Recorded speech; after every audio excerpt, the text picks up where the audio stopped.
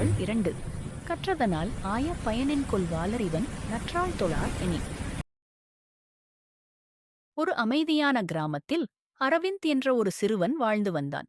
அவன் சிறுவயதிலிருந்தே படிப்பில் மிகுந்த ஆர்வம் கொண்டவன். புத்தகங்களே அவனின் நெருங்கிய நண்பர்கள். பள்ளியில் நடந்த எல்லா தேர்வுகளிலும் அவன் முதலிடம் பெற்றான். ஆசிரியர்களும் நண்பர்களும் அவனை பாராட்டினர். ஆனால் அந்த பாராட்டுகளால் அவன் மனதில் மெதுவாக அகந்தை வளரத் தொடங்கியது. வீட்டில் பாட்டி அவனிடம், கண்ணா, படிப்போடு இறைவன நினைச்சுக்கோ, பணிவை மறக்காதே என்று சொல்லுவார். ஆனால் அரவிந்த், பாட்டி, படிச்சா போதும், இதுக்கு மேல எதுவும் தேவையில்லை என்று அலட்சியமாக பேசுவான். கோவிலை கடக்கும் போதெல்லாம் அவன் உள்ளே செல்வதில்லை.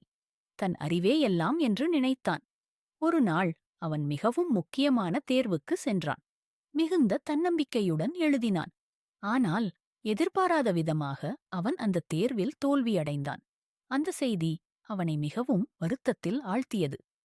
என்னிடம் இத்தனை அறிவு இருந்தும் ஏன் எனக்கு அமைதியில்லை என்று அவன் மனதுக்குள் கேட்டுக்கொண்டான். அப்போது பாட்டியின் வார்த்தைகள் அவன் நினைவுக்கு வந்தன. அந்த நாளில் முதல் முறையாக அவன் கோவிலுக்குள் சென்றான். இறைவனின் முன் அமைதியாக நின்று பணிவுடன் வணங்கினான். என் அறிவை நல்லதற்காக பயன்படுத்த உதவி செய்யுங்கள் என்று பிரார்த்தித்தான். அதன் பிறகு அவன் மீண்டும் படிக்கத் தொடங்கினான். இந்த முறை அகந்தை இல்லாமல் பணிவோடு முயற்சி செய்தான். நண்பர்களுக்கும் உதவி செய்தான். நாளடைவில் அவன் வாழ்க்கையில் அமைதியும் வெற்றியும் வந்தன.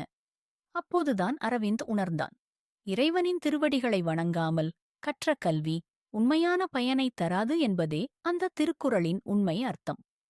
இதுபோன்ற கதைகளை கேட்க தமிழ் கதைகள் சேனலை சப்ஸ்கிரைப் செய்து கொள்ளுங்கள்.